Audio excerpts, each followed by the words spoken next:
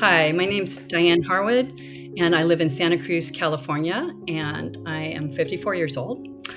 And I was diagnosed with something called postpartum bipolar disorder in 2007 after the birth of my second baby. And I had grown up with bipolar disorder because my father had bipolar 1 disorder, but I never thought I would get it. Childbirth changed all that. Uh, Literally overnight. And after that, I went through a series of medications that didn't work, psych unit hospitalizations. And then when my dad died, who I consider one of my best friends, I became acutely suicidal, and I asked for electroconvulsive therapy, otherwise known as ECT. Even though it scared me, I felt like it was my last resort, and it did save my life. So I had minimal side effects, luckily. But after that, I was on medications like lithium and other, more medications that didn't work. And then finally, I added a medication called, it's an MAOI, which is called tranylcypromine. And that lifted my treatment-resistant depression, but I was still not, thriving. I was just kind of like skating through life with these two beautiful little girls and a husband.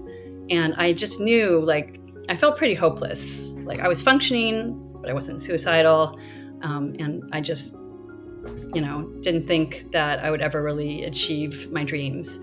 So let's fast forward from 2007 all the way to 2022. And I had hit this beautiful stage of life called perimenopause.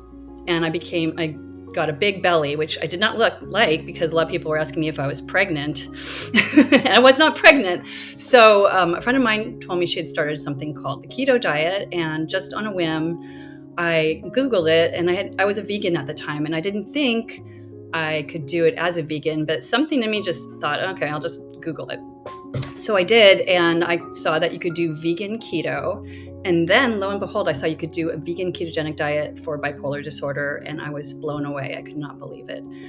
I started doing the keto diet as a vegan and basically just dove in, not really knowing what I was doing. That all changed later on when I discovered Metabolic Mind. But the wonderful thing about the ketogenic diet is that it made me want to create goals again, and it brought joy into my life. And I was able to start hiking again. I was laughing the way I used to when I was a teenager. I was more present with my girls, and I wasn't taking a nap every day.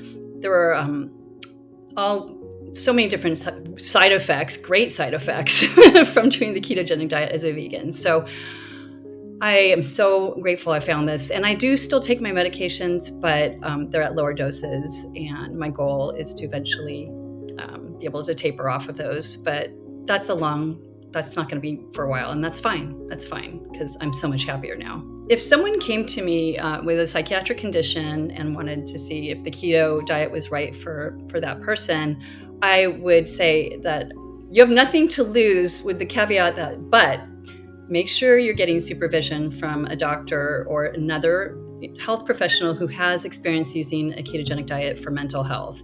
And a great website for that, besides all the wonderful resources on Metabolic Mind, is Dr. Georgia Eads' clinician directory, and you can find that online. But don't do it by yourself, because there's so many things that can go wrong.